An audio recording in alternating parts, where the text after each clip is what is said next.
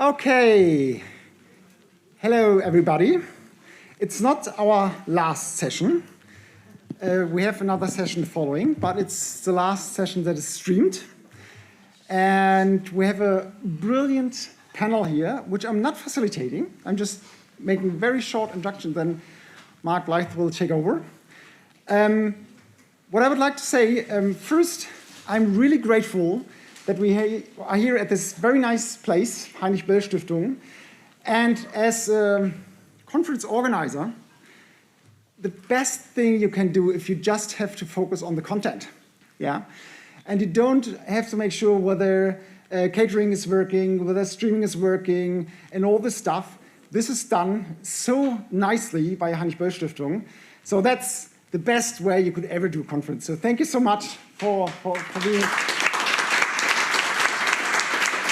So the overall staff is really fantastic. So looking at this side as well, so it's really good. And the other thing I would like to say is that the other fantastic thing is if you have an organizing team, which is just brilliant. So thank you to Pavlos. Where's he sitting? Pavlos? I think he's organizing other things in this very moment, yeah?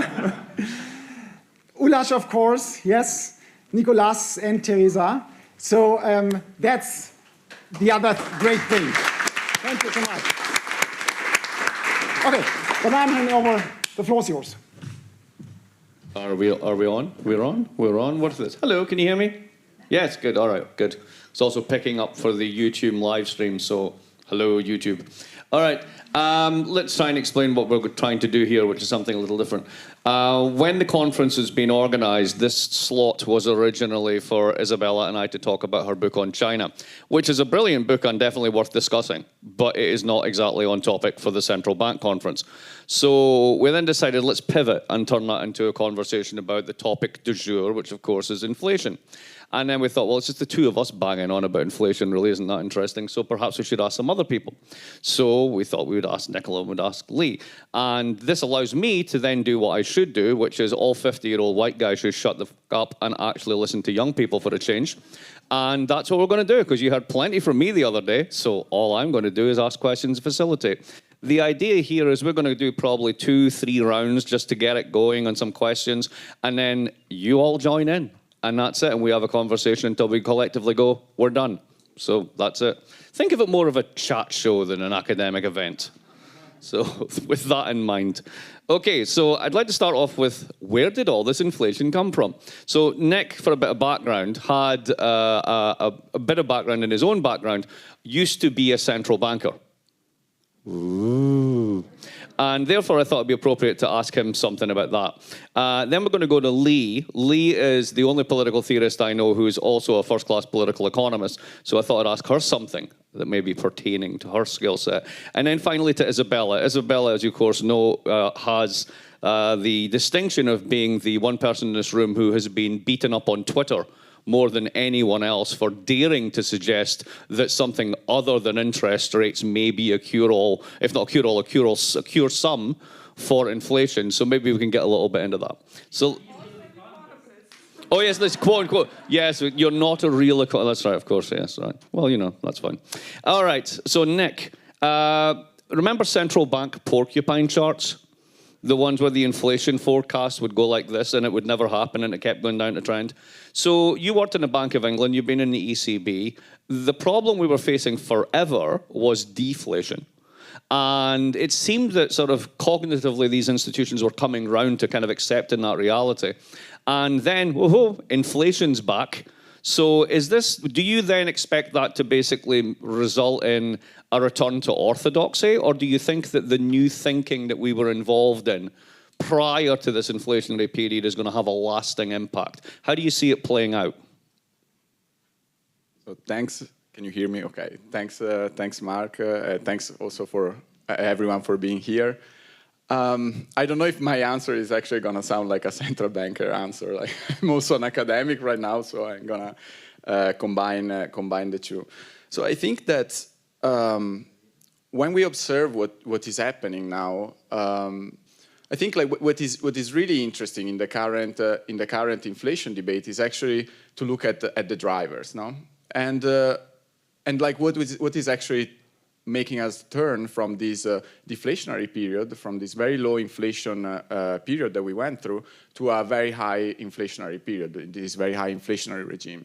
And what is interesting is that while I see that there is a lot of consensus among different observers, both in central banks, but also scholars, on what the drivers of inflation are, then there are all these different narratives that are emerging. And it's really difficult to say who is right and which narrative is actually the one that we should follow. Also because I have the impression that all of these narratives are pointing to different solutions. So it seems like that we are not really explaining inflation because we want to really understand what it is, but we want to understand what's the right policy response that comes out of that. And I see four main narratives that are emerging right now, and they seem to be dependent mostly on who is talking about it and probably some underlying ideas. And indeed, that connects to your question about the orthodoxy. And so really briefly, what are these four narratives and which ideas are they supporting? So one narrative is the idea that we're living this inflation period because of a fiscal stimulus that was too large. And this is a narrative that Republicans in the US in particular like a lot. And it's based on the idea that the stimulus was too large compared to what we needed, and now we have an inflation that is deriving from the fact that we created too much money that are chasing too few goods. However, this narrative doesn't seem to work when we think about inflation right now, because it doesn't explain global inflation. It's very US related, and also it's really weird to think that this stimulus can actually explain a persistent path in inflation, because this stimulus was indeed a one-off policy with different rounds, of course, but it's really difficult to think that this could be the case. Then there is another narrative that is saying that the problem is that unemployment is too low, especially compared to the natural rate of unemployment. This is the Larry Summers group. But this idea, the unemployment rate, it's like, so the problem is to be found in the labor market. And the idea is that wages can still have the same effect on inflation, can put the same pressure that they would in the 70s. So here the idea is indeed based on orthodox ideas, but also historical experience. But when we look at the data, inflation does not really look like the one that we were experiencing in the 70s and in the 80s. Of course, it's coming from supply side shocks, but it's not really the same. It's not as broad-based as it was in the past. So there are problems also related to this narrative. Then there is Krugman that replied to that by saying, this is not the case. We don't really need a crisis. We don't really need a high rate that is going to generate a crisis. And also I think this idea of the crisis is something that Mark and I discussed a lot with each other. It's like this idea that to get out of a crisis, we need to suffer, a bit like in the austerity debate in the previous crisis. And so it doesn't match with the data because inflation expectations are too anchored. Then there is a fourth narrative that argues that indeed the problem is in price gouging. So firms are taking advantage of this rise in inflation, and they're charging prices that are too high. While it makes sense in theory, I think it's really difficult to find evidence in the data. You see that the inflation is increasing, profits are increasing, but it's difficult to say that it's because of firms charging to higher prices. So I think that there are different narratives that provide different solutions and that are based on different ideas. And this makes it very difficult to take a position in this debate. All right, so we have these four different narratives kicking around. I want to take two of them and give them to the American on the panel because they're particularly germane. So blame the workers, never tax corporations. Why is it that the Americans in particular have a complete third rail approach to even talking about the notion that it's anything other than the labor market? Yeah, great question. I think the concept around the wage price spiral, right, and blaming inflation primarily there, the thing I think is not discussed enough is why is it that we focus so much on wages, and in particular on wages rising as it relates to inflation and not profits, which we, of course, hear about all the time in our circles, and there's all this evidence that they're rising. And I think the answer really is simple, right? For wages to rise, workers have to ask for their wages to rise, right? And often when they ask for wages to rise. Their employers say no, and then it becomes a very public political battle. And so there's this obvious power distribution where prices can rise and profit margins can rise without any public discussion. But wage rises have to come with a request, a very public request, particularly in a moment, right, currently the inflationary moment where everyone's saying, yikes, everything's falling apart. We couldn't possibly allow this to happen because it's going to cause more problems, despite the fact that the meager wage rises I think that we've seen have been nothing more than catch-up rather than actually driving the core issue. So I would say largely that's a political power problem. So just before moving on to Isabella, just a thought on that one. There's a Resolution Foundation report that came out in the UK last week that got quite a lot of press, in which Thorsten Bell, whose work I greatly admire, puts at the middle of all of this the link between pay and productivity, and concludes that because growth has been so low, wages have been so low. Now, that's a really interesting move, because what that does is presume that pay and productivity are automatically linked, and that if employers get productivity gains, it's automatically shared with workers. And that really isn't the world that we live in, and yet we seem to assume that. And a wage price spiral also assumes that, but it's clearly not the case. Isabella, let's talk about the 1970s, because that's a metaphor du jour for all this stuff. Why is it you think that, why do you think that the macroeconomists that sort of set the agenda are so invested in taking us back to that period to understand this period? Is this working? Yes. Let me start by saying it's quite remarkable if you have studied for so many years, done 2 PhDs, and the most amazing thing about yourself is that you have been cited on Twitter by Paul Krugman.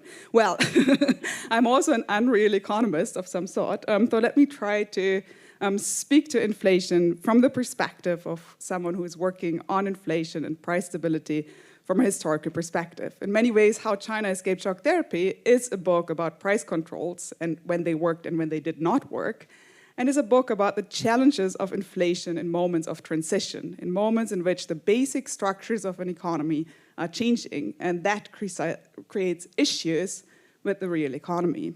And these issues with the real economy are then linked back into the monetary sphere in ways that are often rather unpredictable and difficult to understand as we are living through these transitions. I want to use 3 historical examples where, yes, the 1970s is one of them.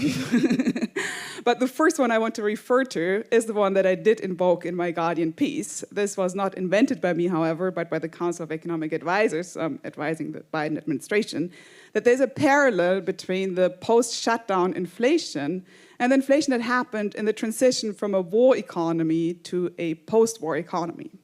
That parallel results from the fact that if you are retooling factories from producing tanks to producing cars, you have bottlenecks. You have bottlenecks in your supply chain. You have delays in the elasticity of supply to respond to demand. Now, 2021, probably the most important word in the economics discourse has been bottlenecks and supply chain issues. So we are back to a word of supply chain issues, of inelasticities and strong demand. In that kind of word, people like Paul Samuelson, Irving Fisher, Paul Sweezy, and John Kenneth Galbraith agreed, which is a rather unusual thing to happen in the history of economic thinking, that in that kind of situation, you get windfall profits because firms can charge higher prices thanks to strong demand and inelasticity of supply. And then this kind of situation, selective price controls might be of some use. Yes, Irving Fisher did sign that letter, and he's known as the most conservative monetary theorist of the 20th century, possibly. Okay, so this is happening in the 2020 post-shutdown economy. Now, superimposed on that, you have an oil shock that is similar to the 1970s. This is where the 1970s meet 2021, especially the second half of 21. This is a shock that is not only in oil, as a matter of fact, but also in food. And this is an interpretation of the 1970s that is an interpretation of Blinder rather than the settled history of the 1970s being about too much aggregate demand and so on. Now, fast forward to the spring 2022, I would argue, that's superimposed on an inflationary dynamic that is in parallel with the post-war inflation, and an inflationary dynamic that more or less mimics the oil and food price shock of the 1970s, we get something that looks more and more like shock therapy as we have encountered it in the transition from socialist economies. One of the key elements of shock therapy was that prices in the most upstream, most essential, most systemically significant sectors were being liberalized, which resulted to shocks at the heart of the industrial system that rippled through the whole system. And in the case of some countries that went through shock therapy, literally pulled apart the whole economy. I am afraid that Germany might be sleepwalking into a similar kind of situation in relationship to the gas shortages and the gas price explosions that we are observing. And I do think that the history of transitions, of previous transitions from war to post-war, and from planned to non-planned or less planned or chaotic kind of economies, hold important lessons for understanding where we are now. So we have a set of conflicting narratives of which there is no real truth. Very Pomo of me. Then we have multiple historical episodes that we seem to want to jump on because they prove at one point rather than another. And there's a certain politics to that. And I go back to Lee for a minute. Why is it then that despite all of that, do you think that we always end up coming back to one policy tool or solution, which is interest rates? What is it about that that becomes the lodestone, despite all of these other ways things could be done? I think this is a great question, and it's the thing that I've really taken away the most from the recent inflation incident, which is we have this inflation that is at least in part, if not primarily, driven by bottlenecks, supply-side issues coming from these geopolitical events. And we have central banks that are trying to address the issue of inflation, but they feel, at least, that their options are extremely limited, right? Looser or tighter monetary policy. And they're attempting, right, to realign aggregate supply and aggregate demand, but because they feel as though they can do nothing with their tools about the bottlenecks that are causing the inelastic supply, their only option, right, is to bring demand down, right? Hence the obsession with the soft landing, because if we have to bring demand down, we want to do it as softly as possible so as to not go too far and cause recession. And meanwhile, these central bankers are also often looking at the fiscal authorities saying, please, please, please, can you do something about the supply side issues so that we could actually have the option of bringing the supply back up to meet demand rather than having to bring demand down to meet supply. We can't possibly do that with our tools. Please, can you do something?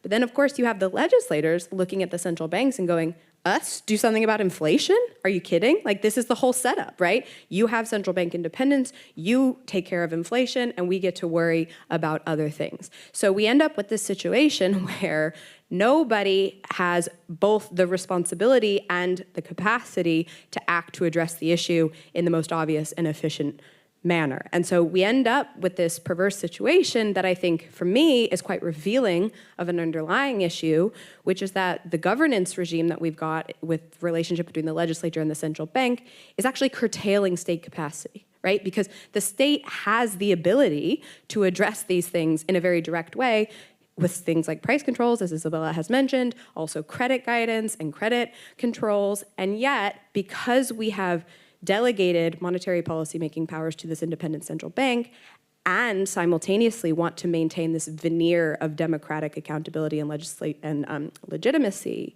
we delegate those matters and yet we curtail their powers, right? So they're very narrow.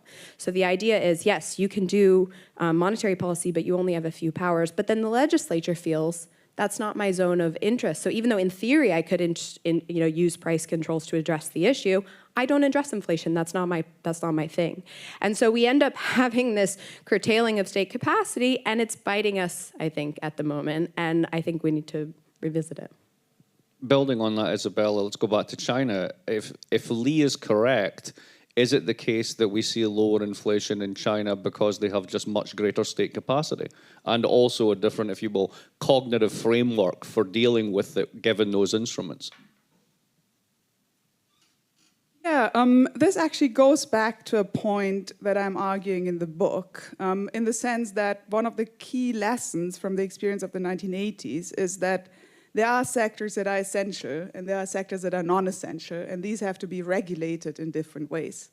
And in essential sectors, the state in China has the capacity to directly participate in the market. So you have a situation where you don't have an opposition of state and market, or the only ability of the state to regulate and guide certain sectors through regulation or legislation or through direct planning, but rather where you have institutions that have the capacity, knowledge, and on-the-ground ability to actually participate in specific sectors. So there's a completely different starting point there.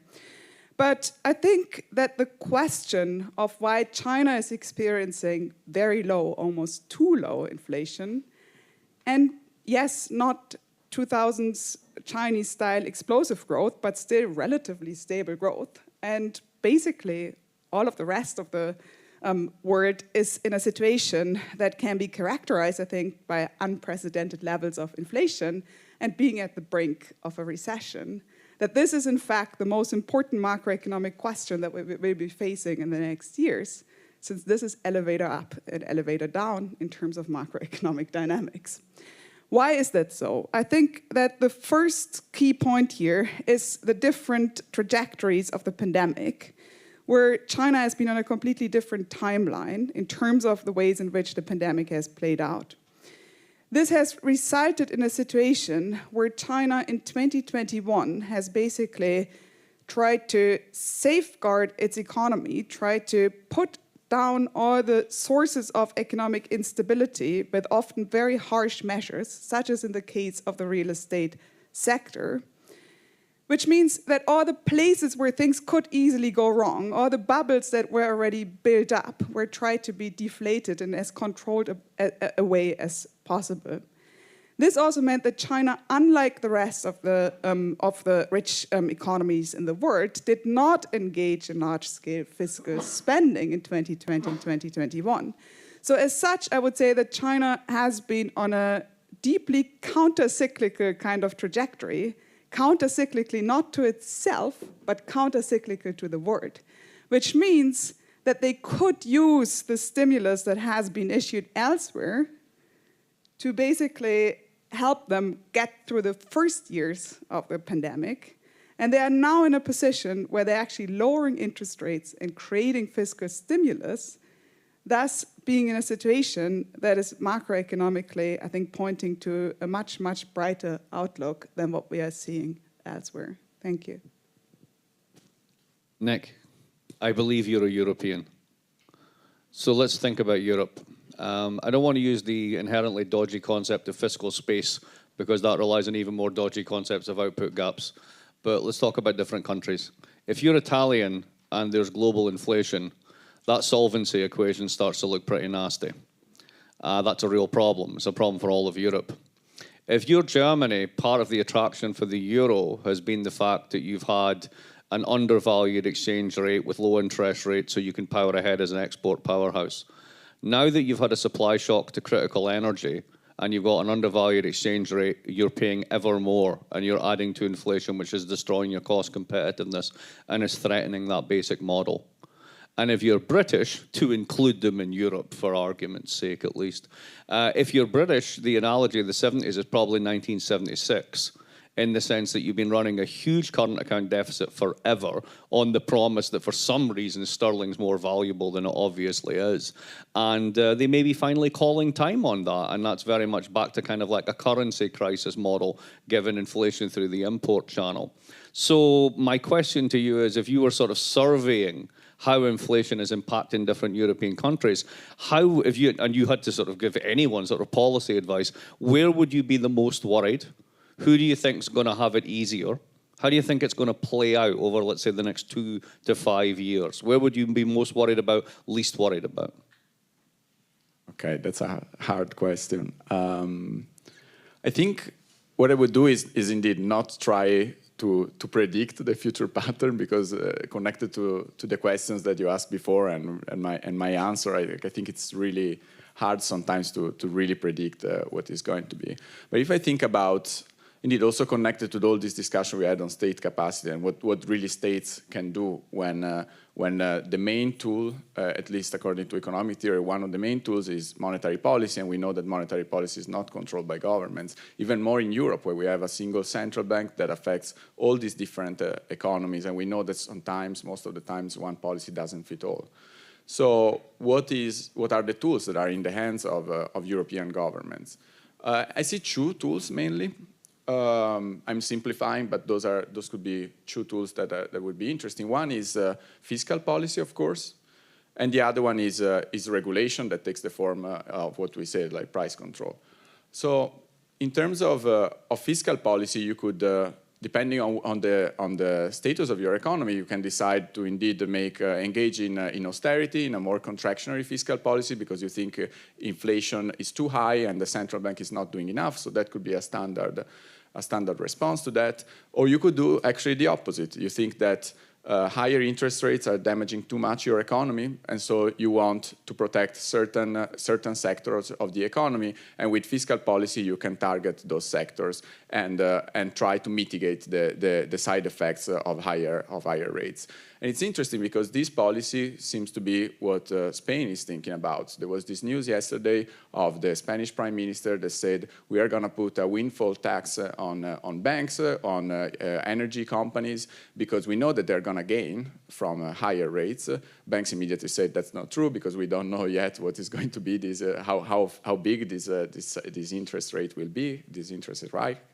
And but this could be interesting because indeed, like the idea there is to tax banks, to tax energy utilities companies, to use then the revenues for other projects. In particular, they mentioned, I don't know how far they will go into that, but they mentioned, for example, scholarship for younger generations or building infrastructures.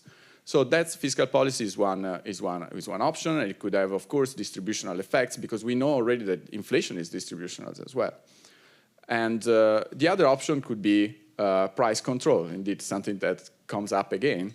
And here the case is interesting because there is already an example in the EU, not in the euro area, which is Hungary. So Orban put price control on a certain basket of goods, and mainly goods related like food, mainly a basket of goods related to food, but also a cap on fuel prices.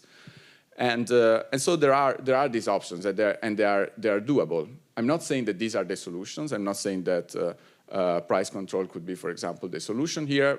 My honest opinion, but of course it depends on the country, would be that fiscal policy maybe it's a better instrument because you can better target a certain sector of the society. The only thing that we should worry about, and here I'm being a bit more the economist rather than the political scientist, is that both these examples could be driven by electoral concerns as well. So we have to be a bit worried about that as well, because Orban did it and imposed this temporary cap as elections in Hungary were coming, national elections were coming, and he extended it with the objective of having this cap still in presence when the elections were coming, whereas Sanchez did it after a bad defeat in Andalusia, in the elections in Andalusia. So of course these are things that need to be taken into consideration. I don't agree with the media that immediately jumped and called them both populist in this case. I mean, Orban can be populist also for other reasons, but I think that could be something to keep in mind.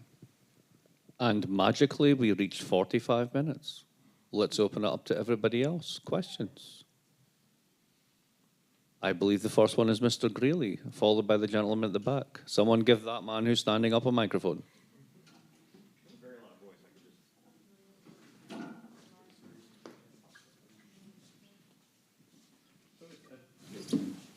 It's a question for anyone on the panel, which is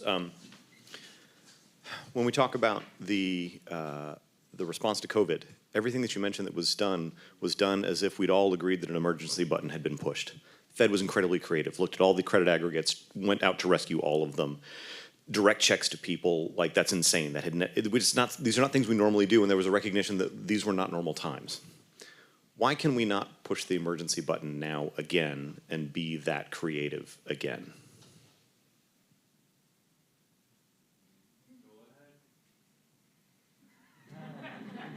I'm the 50-year-old white guy. I'm saying nothing. I'm saying nothing. Yeah, that's a great question. I mean, first of all, I think, yes, all the buttons were pushed when the pandemic hit, but they were all monetary buttons, buttons for which you had buttons to be pushed, if you want so, right? Right now, we are in a situation where you would need to have buttons that push very specific sectors, often not even sectors, but subsectors, very specific kind of real economic issues where you would need to have capacity to react to this.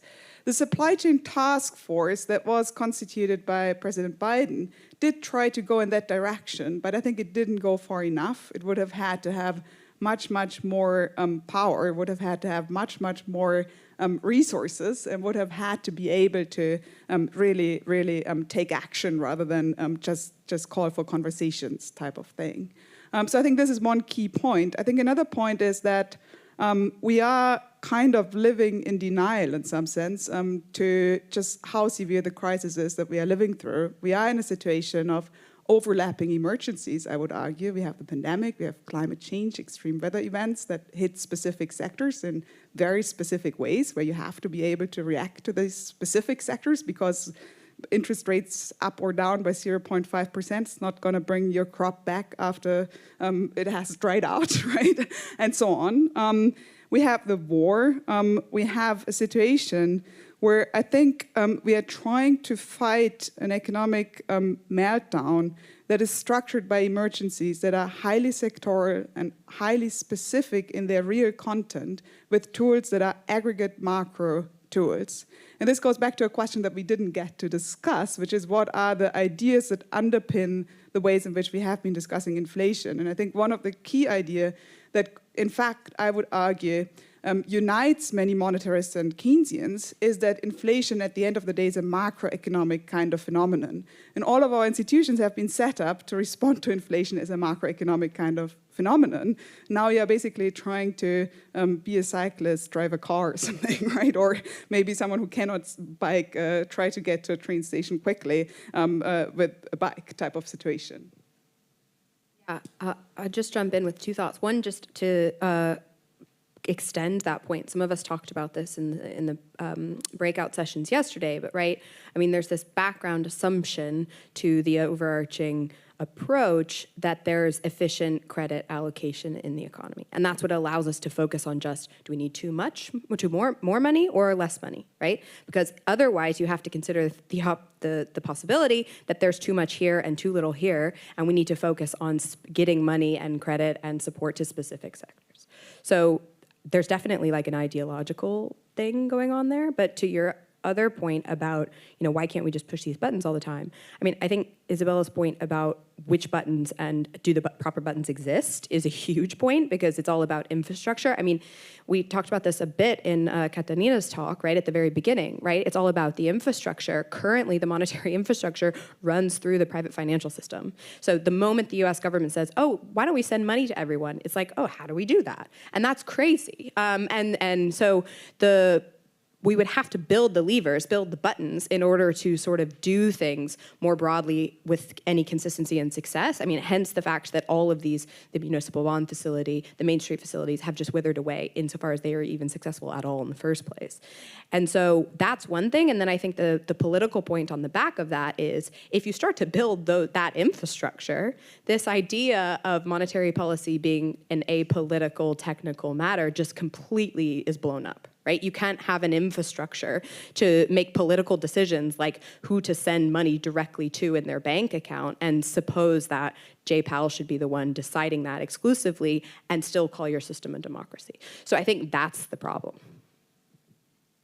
I believe there's a microphone over there. Thanks. I got a question. I think in Switzerland, the inflation rate is slightly lower and prices are it's a more regulated economy, I think. Maybe you can dig into this, Isabella?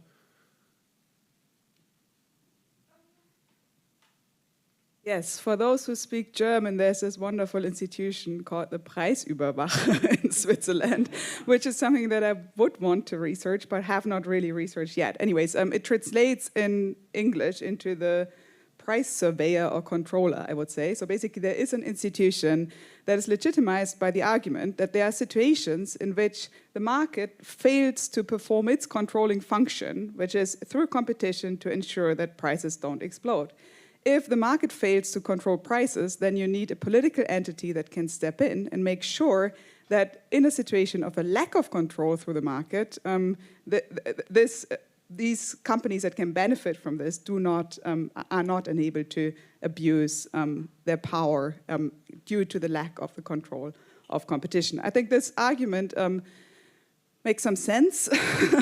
How exactly this institution works, I'm still trying to understand, just to be perfectly honest here. I also think that the Swiss case is a very special one. I mean, you have an economy that has a very, very strong currency, so the whole international sector is much, much more important than for most other economies. You also have often very specific price policies that are there to basically protect Swiss farmers and Swiss producers. So this is basically an upward price control, if you want so. It's basically shielding these producers from the international market to ensure that Switzerland continues to be able to produce stuff that people need for daily survival.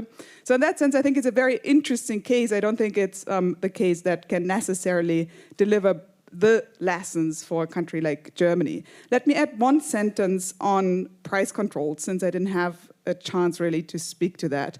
I think it's important to see what price controls can and cannot do.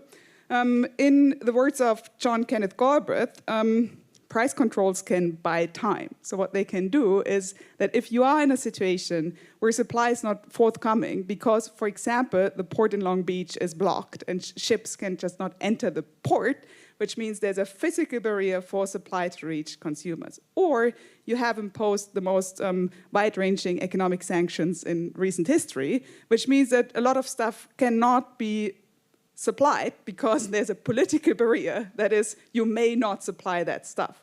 In these kind of situations, if prices shoot up, supply does not adjust because you have reasons that prevent supply from adjusting that have nothing to do with the price level.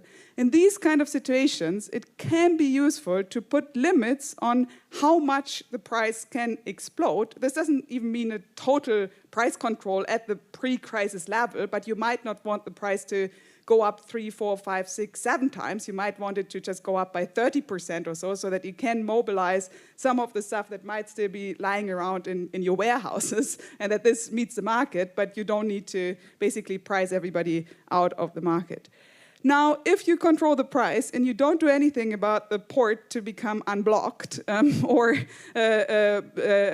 supplies that would have come from the regions that are now under sanction to come from other kinds of sources, then your price control is not going to help you in any way with your inflation problem. That's why you then need fiscal policy kind of instruments. But I would think of these as absolutely complementary. Price controls can buy time to implement the kind of measures that solve the actual problem that you're facing. Thank you. I do love the idea of a Preisleistungsverhältniskontrollamt. That's only in the German-speaking world would you come up with such a brilliant concept.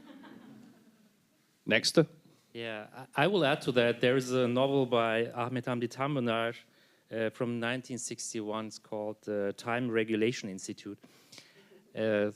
It fits perfect well to this. I have a very short question. The recent full nationalization of the French government of the EDF, Électricité de France, I don't still know the background, but is this a signal to that we take macroeconomic steps to somehow stabilize the market, especially electricity prices? Who wants to go for that one? Is this the leading edge of nationalization or a last-ditch attempt to avoid bankruptcy? Or both? I mean, why choose? I think it's difficult to say, but there is definitely more of this happening. I think actually there was more of this happening also with the previous crisis. So we saw that in many countries, for example, there was an inverted trend also in bank ownership. Even in the banking sector, there seemed to be that sector that would have never had more government participation. So there are these trends, and I think indeed we are seeing also with the example that I was mentioning before that there is more intervention by the state. And one example that goes beyond the sphere of advanced economies, for example, I was reading that also in Lebanon, that now they're being influenced very harshly by inflation, in particular in food prices, mostly because of the invasion of Ukraine. Now they are diverting their trade in particular the import of wheat. While before it was mainly driven by private companies, now the state is actually taking action there and is, for example, has signed recently a deal with India to import wheat from India. That wheat that wasn't imported from before. So I think like there are two of these things happening in parallel. One is the one that you mentioned. So there is more government involvement in a more stable direction. So with indeed nationalization or like a increase in general in government ownership in different sectors of the society, but also on the other hand in terms of policy involvement, which can be more temporary. Please. Thank you.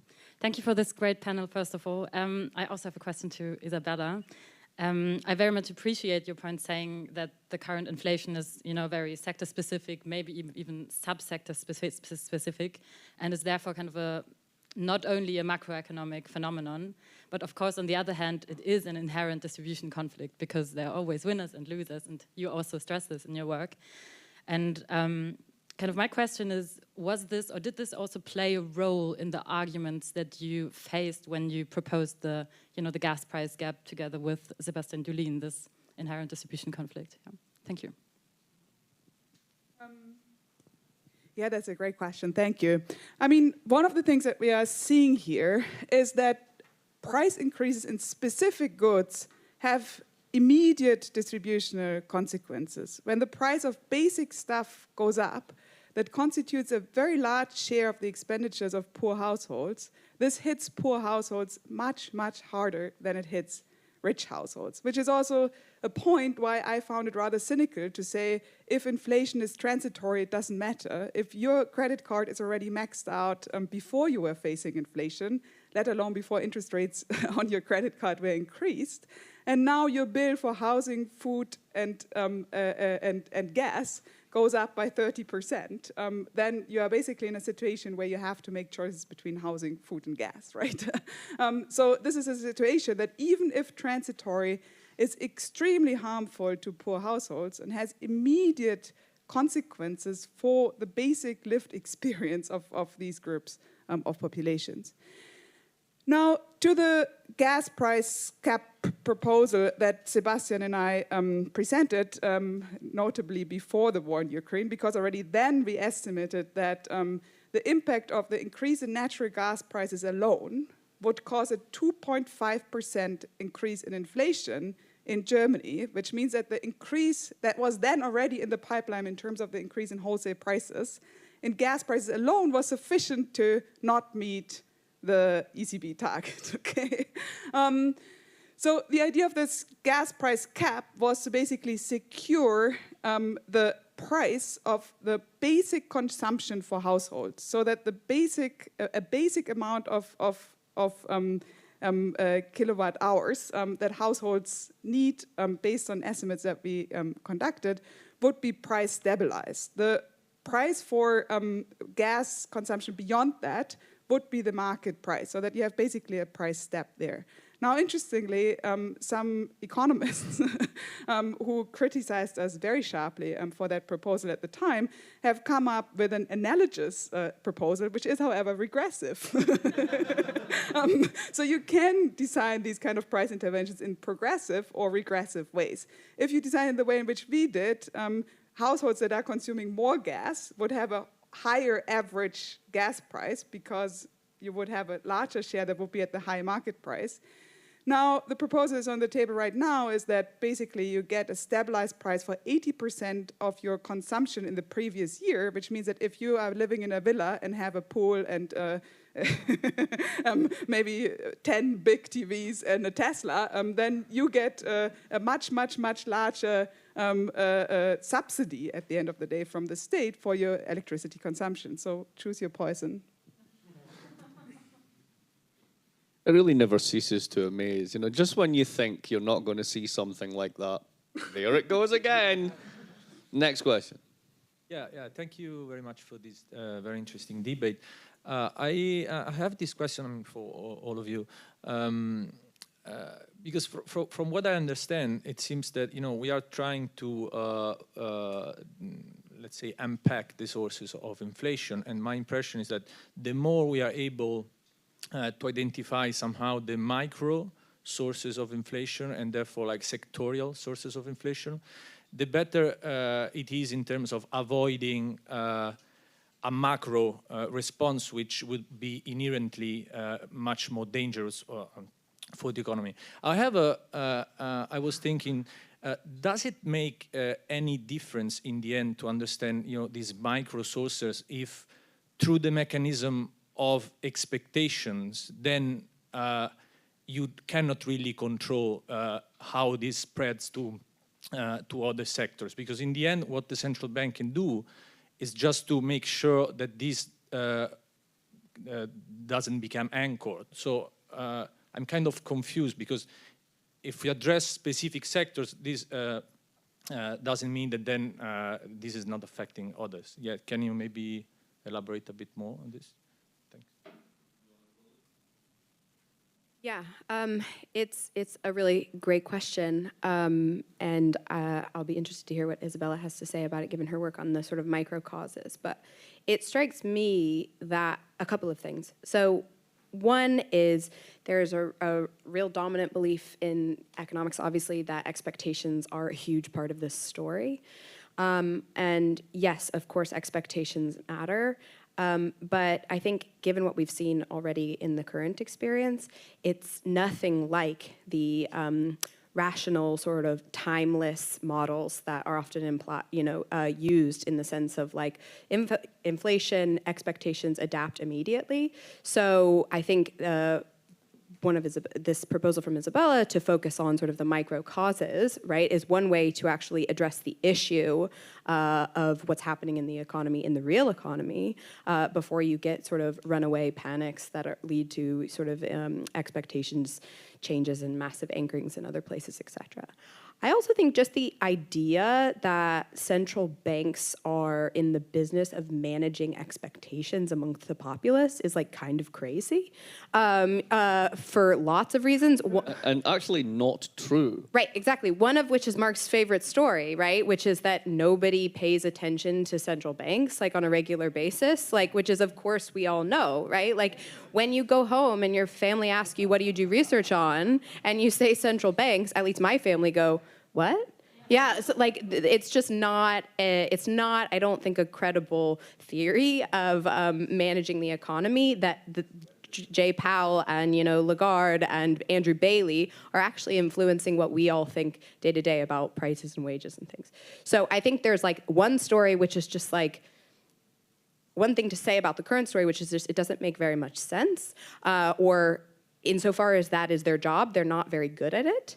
And then another reaction, which is to say, if we actually have buttons or levers to addressing the core issues at a very specific level, then maybe this is something we're not even going to have to worry about in a sort of serious way.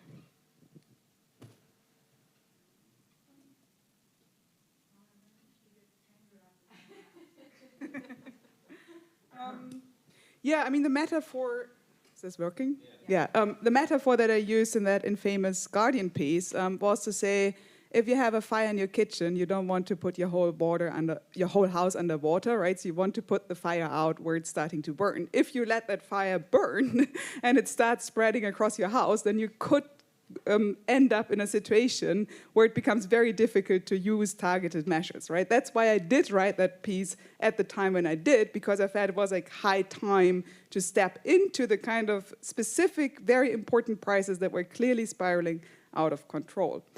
Now, if you don't step in, you do get an expectation problem, I think, of a type that is not necessarily the one that we think about when we think about macroeconomic debates on expectation. Namely, firms tend to set prices not on a daily basis, at least not if you're talking about non-spot type of prices, but they set prices every so and so many months. So they set their prices in a way where they expect a certain trajectory for their input prices. And if they expect their input prices to triple or quadruple or increase 5 times, then they will price this into the stuff that they are selling. So there you have a very strong, immediate channel in terms of expectations. If you actually end up being in a situation of very generalized, unanchored kind of inflation, almost hyperinflation, then I would argue, yes, expectations start to matter. If basically people start treating money like a hot potato, and once they get the money, they take it to the shop and try to exchange it against actual goods as quickly as they can, then you do have an expectation problem. So clearly this can happen, but I think it's a matter of the stage of the dynamic of an inflation, whether this is the key element or not. I just wanted to add there one thing on this inflation expectation topic, because so I think the interesting part is that indeed many economists do not worry too much about current inflation. The case of Krugman, because he says, okay, inflation expectations are so far like well anchored, like we don't see much movement, not the one that we would expect. And I think it's interesting because I have the impression that now the debate is a bit shifting, at least in central banks, because the focus is shifting more from inflation expectation to the idea of public trust. So probably many of you have seen that in the literature now there is this emergence of a lot of papers and works that look more at the trust in the central bank rather than inflation expectations. Because the idea there is that, okay, we have a strong trust toward the central bank, and if trust is high, we tend also to better adapt our inflation expectations to the policy change. That would be the idea, and that's why central banks are investing a lot now in new survey databases. I'm currently using one for the ECB because they want to know a bit more what is going on, and there are new pilot survey on this topic. However, the point is that, and here, like I'm referring to one of Mark's favorite papers, like based on New Zealand, like you notice that people might have their expectations quite well anchored, but at the same time, it's not necessarily true that it's because they trust the central bank. There is, trust in the central bank, but then they don't know who the central bank governor is or what the objective is of the central bank. They don't even know that the objective is price stability, even in an environment like New Zealand where inflation targeting actually started. So there are a lot of interesting factors, and I think one direction that could give us an answer on this topic is that actually public trust toward the central bank depends a lot on economic conditions. Like now I'm working on, for example, on the topic of inequality. I think if you are in a good position in the income distribution, you tend to trust more the central bank and then also be more relaxed in terms of your inflation expectations. So this could be, for example, a factor that is particularly important. And this also correlates trust toward the central bank with trust toward other institutions. So I trust the central bank because in general I trust the system. So. You going back in?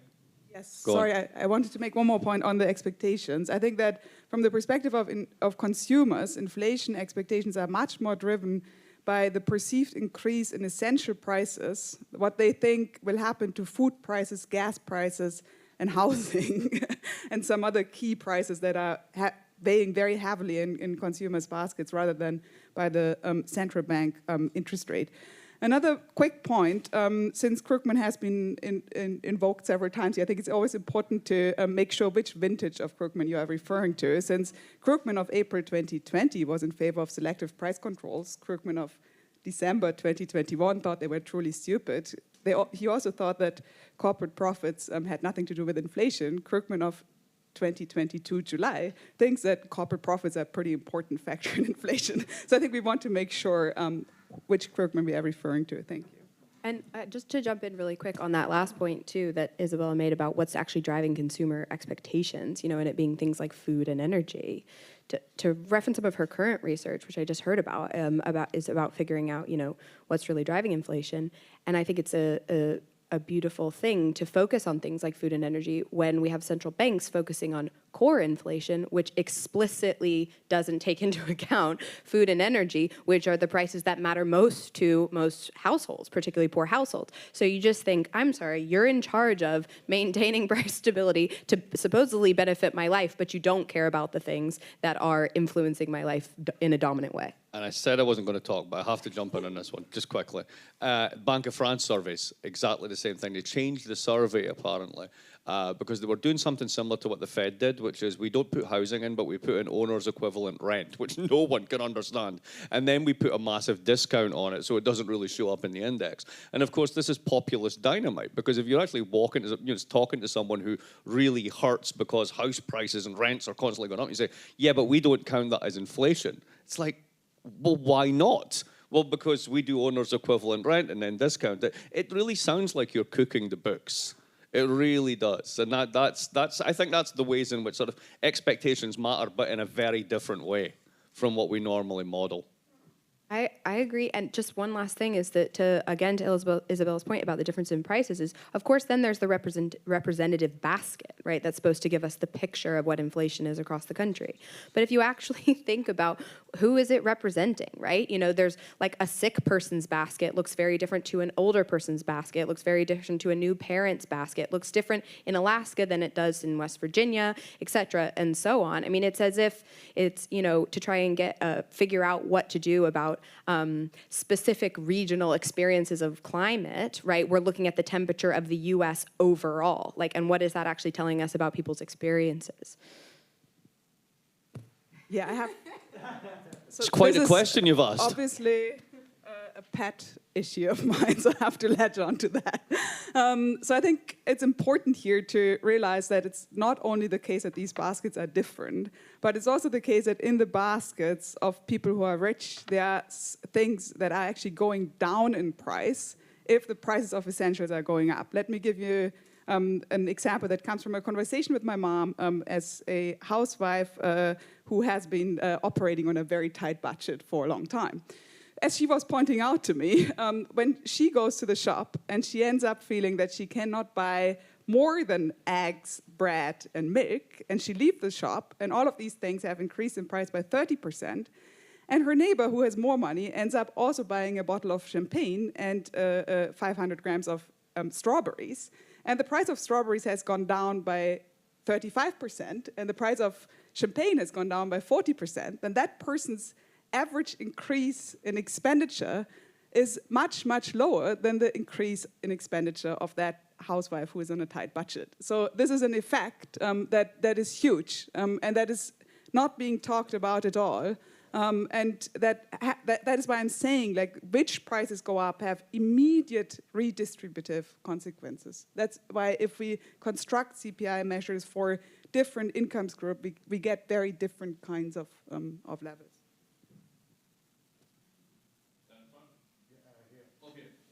Is it on already? Yeah, okay, cool. Thank you so much. Let me connect to Maxine's questions on redistribution and ask on a more international level. What are the channels that we should have to talk about price controls, not only on national, like core countries levels, but to exactly ease in food price increases and energy price increases on a more international level and have these kind of interventions? Thank you.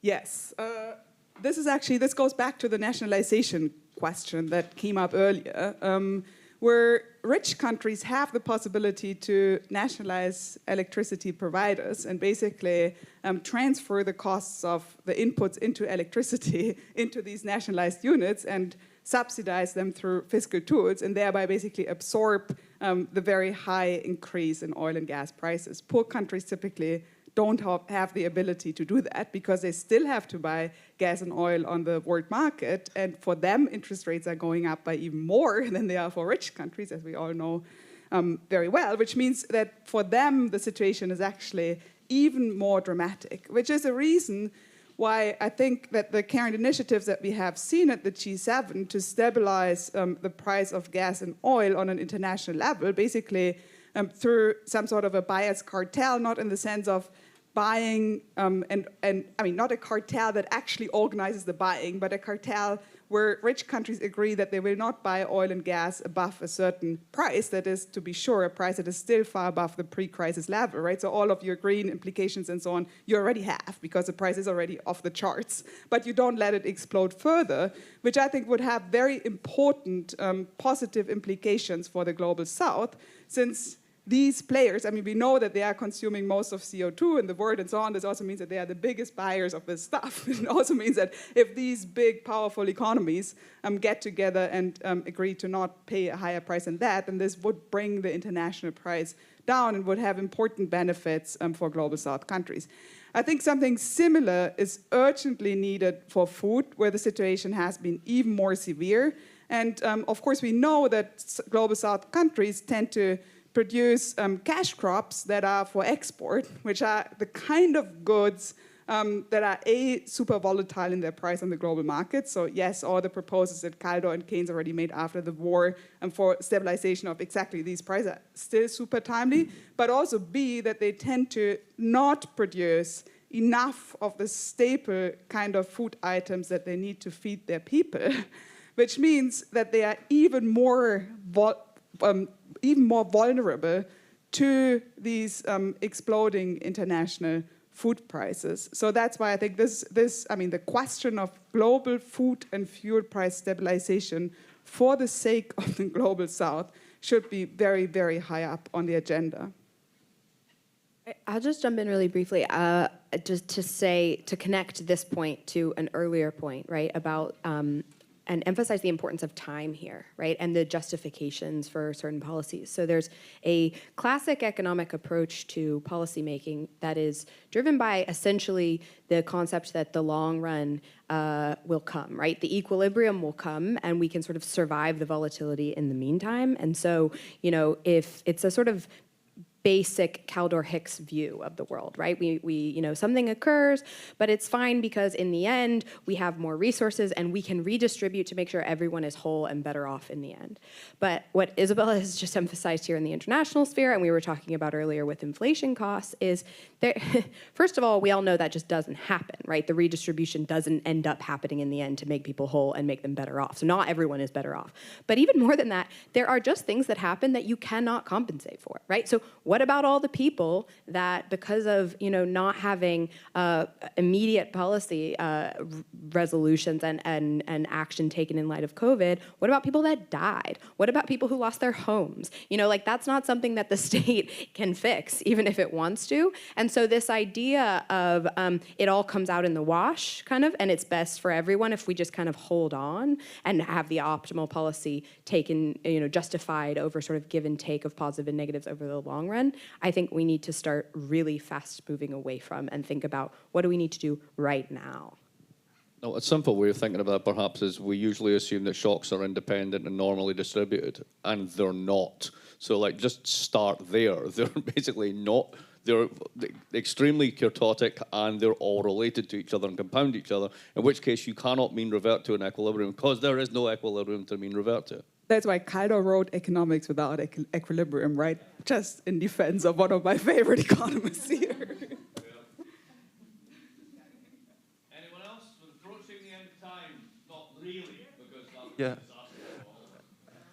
Okay, my question is also going to the solutions. Like in Germany, there's the restart or revival of the concerted action, which is a roundtable of government, employers, and employees, trade unions. And I wanted to ask, what could they achieve in your assessment, Isabella? And given also that the history of the first concerted action was more like government and employers' unions trying to exert pressure on trade unions to have wage restraint. And do you think this is a solution? And also related to that is, what does this mean for the corporatist model of Germany going forward?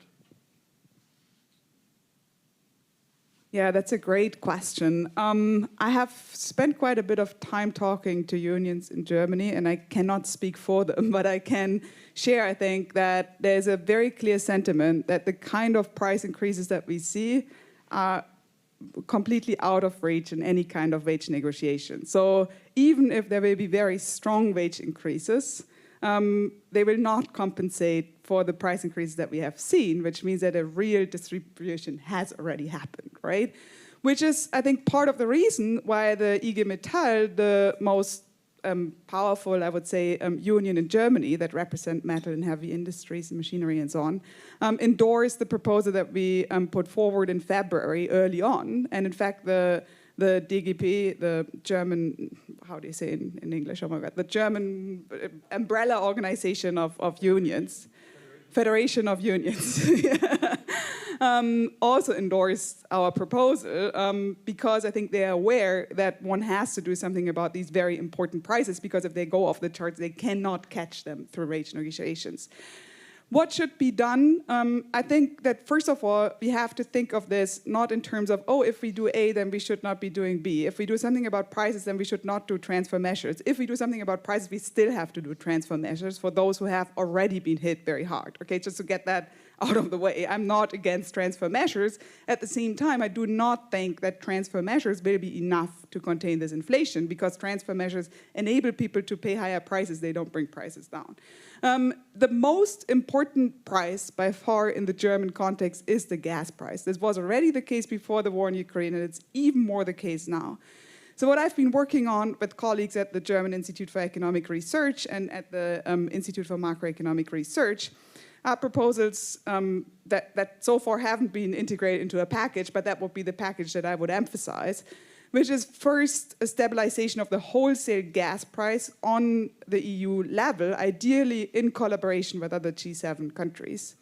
Second, a gas-saving plan on the EU level that we have proposed back in April, which would be based on principles of coordination across countries and principles of target setting, where these targets would be set based on a broad consultation of stakeholders such as labor unions, but also all sorts of other important stakeholders, including business, of course, but also civil society and so on, so that you have clear targets that you can then work towards, which is basically inspired by what happened in South Africa, where there was a water shortage, and they were like trying to overcome the water shortage by all sorts of voluntary calls, like, please, people, save some more water, and nothing happened. And then eventually they reverted to that kind of concerted action with very clear target setting, where everybody could have a sense of how they're contributing to these targets, and it ended up working. Will this work in the case of gas? We don't know. Is it the best shot that we have?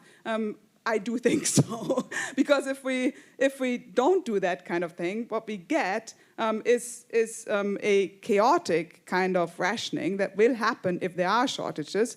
The current emergency plans are such that business would be shut off first, which might sound progressive and nice, but it's completely unrealistic, I think, if we're dealing with shortages that are sustained over months, rather than shortages that are due to maintenance or that kind of thing, which is the case for which these emergency plans have been designed. This means that there will have to be some sort of a distribution of burden sharing. And I think if there is not a process that is based on principles of fairness and participation on the EU level, if this happens in a chaotic way, we can be fairly sure who wins in that kind of process and who doesn't. In these kind of situations of shock and chaos, it's typically the strong elements in society that are able to push through their interests, as opposed to labor unions, unemployed, retired people, students, Southern European countries, and so on, right?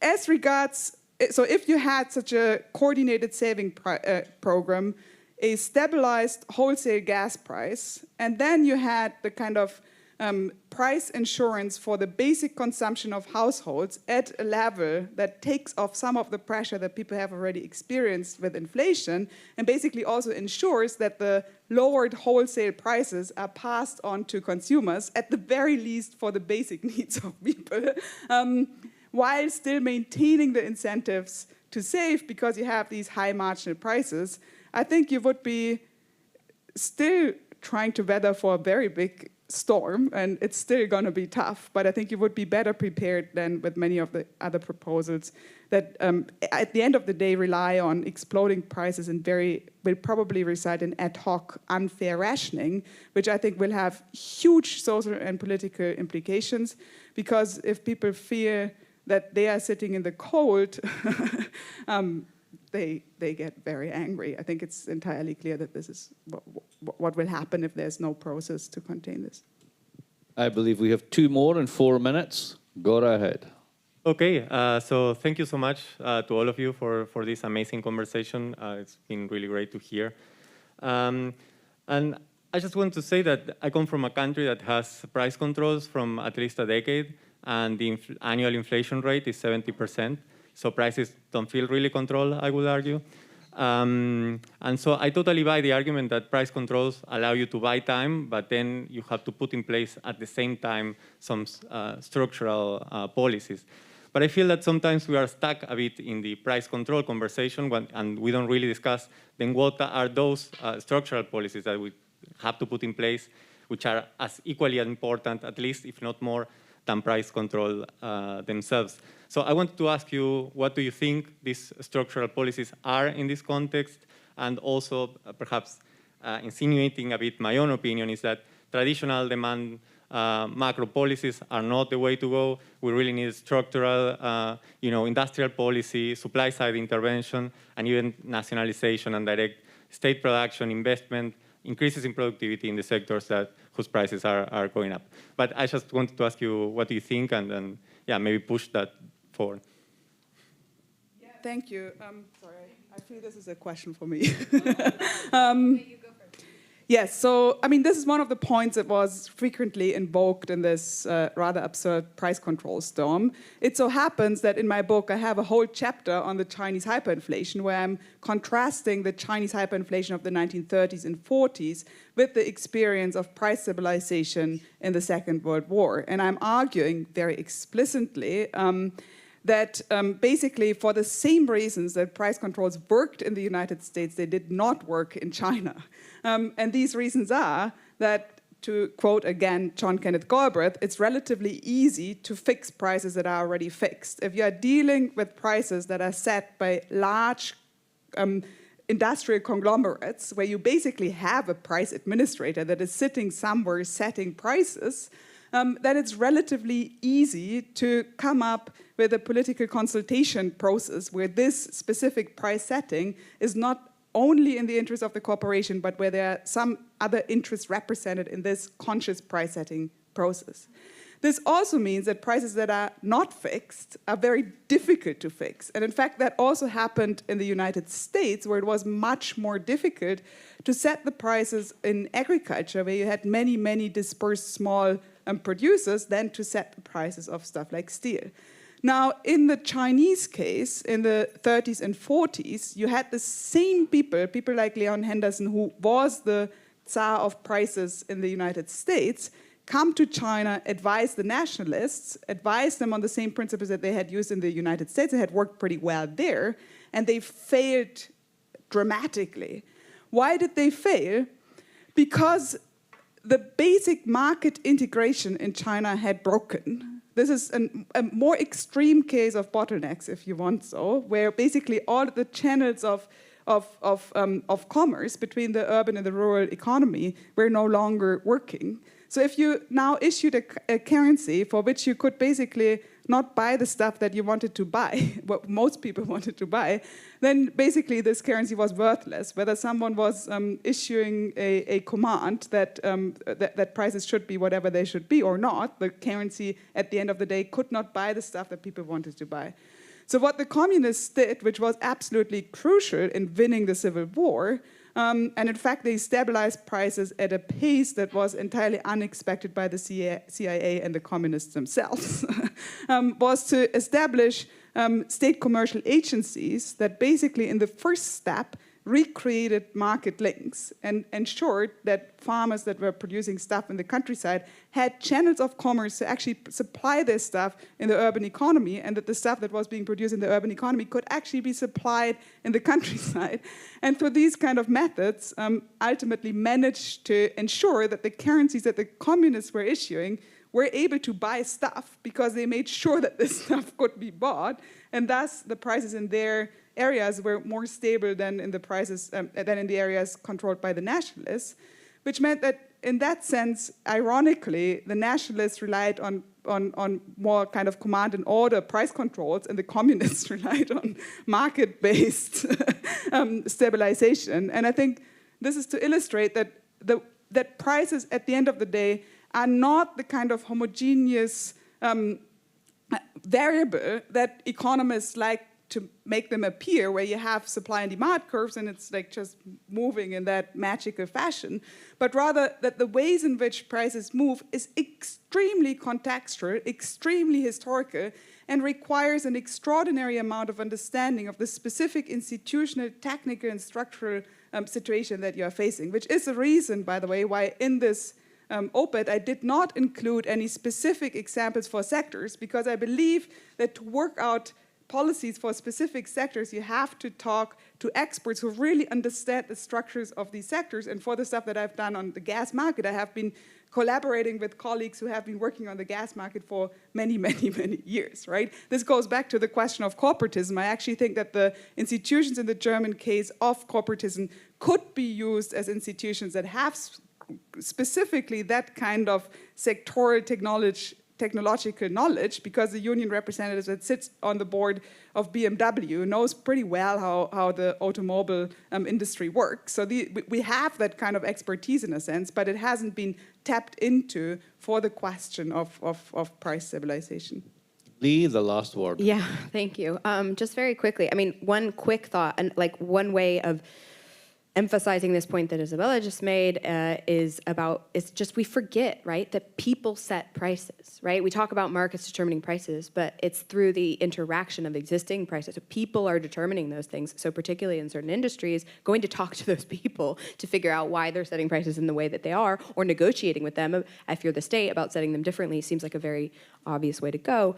But the second point to your question, which is a fantastic one, I think it's extremely revealing, right? So one reason I think why price controls are often sort of dismissed is because there's this idea that that second step, that essential second step of what do you do with the time that you're buying, seems infeasible, right? Because we live in this situation of just extreme monetary dominance. So the central bank would have to say to the fiscal authority, yeah, okay, go ahead and do that. We'll let you do that. I mean, there was a question this morning at Paul Tucker's talk, which was essentially, shouldn't the central bank be more explicitly saying to the fiscal authority, yeah, we're going to support you, we're going to back you up, you go and do some spending, we're accepting of that. But aren't we already in an upside down world, in a topsy-turvy world, in which the central bank is giving permission to the legislature to go and make policy, right? So I think that's part of. This all runs together, right? That's part of the issue. We have to be in a world, we have to be in a governance regime in which the fiscal authority, the legislature, can take those steps. And I think that runs us right back into this issue of monetary dominance and central bank independence. And we're at 10 minutes to, so we're 4 minutes past. Do you want to, it's your schedule, dude. Do you want to stay on it or do you want to blow it? It's up to you.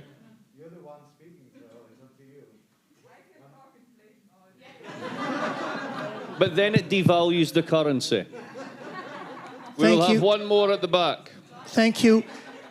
Just on your comment, I think a number of central banks have said in the last years that we will support fiscal spending.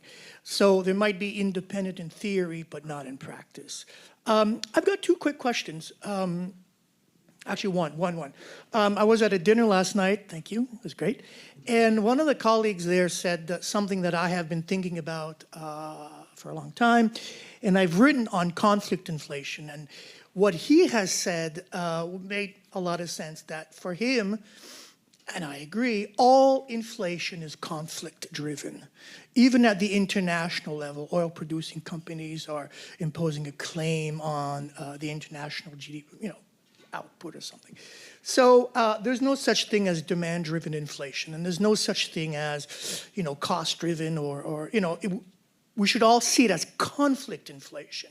Certain groups trying to take away a certain portion of the pie, and that means that it's all about income distribution. I just wanted to know if it changes any of your ideas if you see all inflation as being conflict-driven. Everybody gets 1 minute and you all have to answer.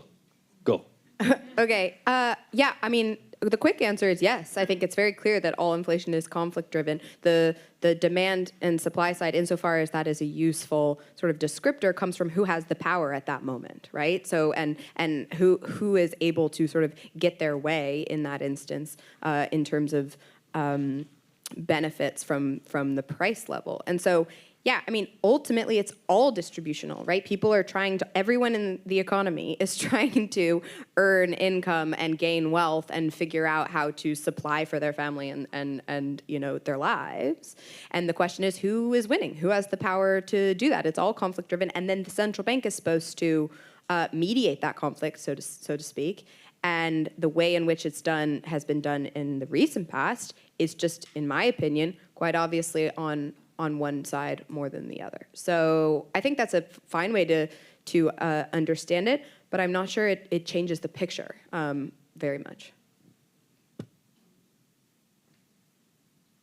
Yeah, great question. This actually allows me to make a point that I wanted to make on the very first question that we had, which was, why inflation now, right? Like, why is it the case that we have been living through decades of deflation or relatively stable inflation? By the way, we tend to forget the inflationary episode from 2007, 2008, but in any case, overall picture, relatively stable kind of inflation regime, whereas then suddenly we find ourselves in this explosion of inflation, right?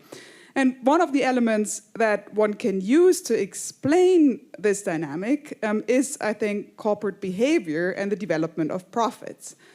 Now, some people have tried to argue that the increase in profits is a result of the increase in corporate concentration in the pandemic. I do think that corporate concentration has increased in the pandemic because of the power dynamic that has played out in the ways in which the pandemic evolved. However, I do not think that an increase in corporate concentration was necessary to make the point that corporate profits are part of the explanation of why we have inflation. By the way, I'm very consciously emphasizing here part of, because I don't think it's the only explanation, but I think it's an important element that we have to take seriously. Now, why is it the case that in the pre-pandemic world, competition between gigantic corporations that control, where a handful of these types of corporations controls whole sectors, more or less globally, played out in a way that we saw stable prices or even falling prices. And after the pandemic, we find ourselves in a world where these same corporations, same players, same structure end up jacking up prices. The reason is, I think, that the dynamic of competition has changed. And that goes back to conflict in the sense that competition between corporations, I would think, is one of the most important forms of conflict in a capitalist economy. Before the pandemic, with just-in-time supply chains, competition was such that if demand went up, these gigantic corporations were competing over who gets the largest share in the cake, who gets the largest market share, by absorbing that kind of demand, which meant that they kept the prices more or less stable, but they could mobilize these just-in-time international production networks where they could, from today to tomorrow, say, 5,000 more Bangladeshi workers in my factory, and then they could have T-shirts at your doorsteps thanks to Amazon 3 days later, which means that you had a competition that was not less fierce, not less concentrated, but that operated through the delivery of quantities and ever more appealing products to consumers. After the pandemic, corporations didn't get more greedy either. They have always been greedy. They've always tried to maximize profits. That's what big corporations do. But the dynamic of competition changed in the sense that this just-in-time delivery was no longer possible. So when demand went up, and I'm Honda and you are Toyota, and I know that I cannot deliver more Hondas, and I know that if I cannot deliver more Hondas, Toyota can also not deliver more Toyotas, then I might as well increase the price because I know that my customers cannot simply go to Toyota and instead buy a Toyota, and I've lost my Honda driver to Toyota. But instead, we have switched from a dynamic of competition where quantity adjusts to demand to a dynamic of competition where corporations basically had a coordination mechanism through the sector-wide bottlenecks that allowed them to increase prices without having to fear that they're losing market shares to their competitors? Final word. Okay.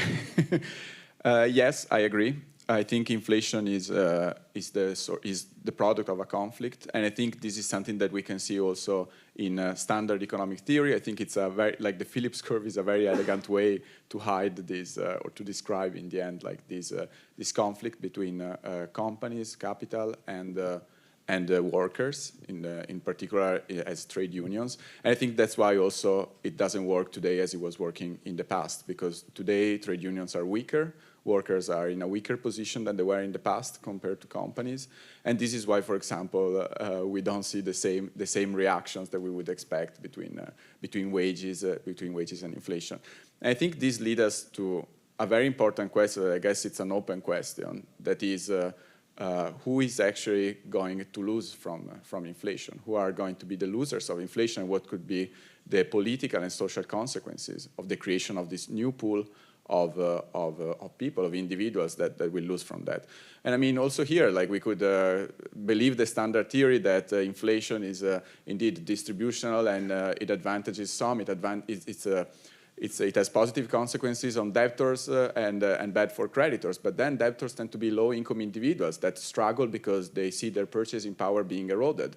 So it's not that easy to identify these people, but definitely we know that there are going to be many losers, and this will depend also on the size of the policy reaction that will be implemented. So how big will be this interest rate hike, whether we are going to create a crisis, as some suggest. I don't think that's the right solution, but some people suggest that this is the case. But if we're going to create a crisis, and if we're going to have huge unemployment, and we are going to have people that not only lose their jobs, but also lose their purchasing power, what are going to be the political consequences of this? And probably we will have, if in this very bad context, like a new rise of populism, definitely a new rise of anti-establishment sentiments against the incumbent, and so the actual problem is that we may end up with societies that are even more polarized than they are right now. And on that happy note, thank you all for joining the panel.